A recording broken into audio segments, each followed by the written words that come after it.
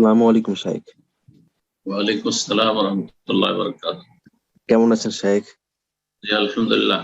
বলেন কোত্থেকে বলছেন? জি শাইখ, জি বাংলাদেশ থেকে শাইখ। শাইখ, আমার প্রশ্নটি হচ্ছে যে আমরা যেটা কম্পিউটার ব্যবহার করছি, তো সেই ক্ষেত্রে কম্পিউটার চালানোর জন্য আমাদের উইন্ডোজ ইউজ করতে হয়। অরিজিনাল যে উইন্ডোজ কিনতে পাওয়া যায় সেই উইন্ডোজের দাম প্রায় বাংলাদেশি টাকায় 10,000 টাকা হয়। আর যেটা নকল সেটা এমনিতে বাজার থেকে 100 টাকার কমেও অনেক সময় কিনতে পাওয়া যায়। তো অনেক সময় হয় যে 10,000 টাকা দামের যে মানে উইন্ডোজ এর দাম, এইটা আর কিছু টাকা লাগাইলে হয়তো একটা ল্যাপটপই বা কম্পিউটারই কিনে ফেলা যাবে।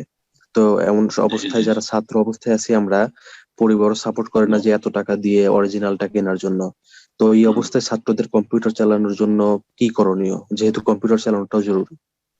আর একটা শাইখ প্রশ্ন আমার যেটা হচ্ছে, যে- যেটা অরিজিনাল নয় সেটা সরকার থেকে এমন কোন বাধা নিষেধ নেই, মার্কেটে পাওয়া না যাচ্ছে বাধা নাকি নিষেধ নেই, নকল সব জিনিস? জায়গায় ছড়ানো আছে।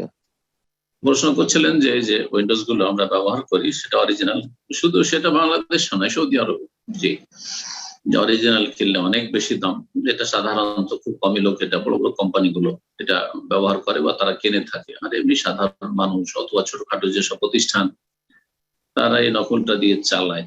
আল্লাহু আ'লাম, এই বিষয়ে আমি কোনোদিন তাহাকে করিনি। তবে আহ আহ জায়েজের কাছাকাছি, না জায়েজের কিছু দেখছি না। আহ জি, যখন সরকার থেকে এমন কোনো বাধা নেই, সুতরাং সরকারের আনুগত্য করছেন, সরকারের এমন কোনো মানে বাধা নিষেধ যখন নেই আর কোন রকমের বিরুদ্ধাচরণ করছেন না, ইনশাআল্লাহ কোনো অসুবিধা নেই। আল্লাহ তাআলা আ'লাম। জি।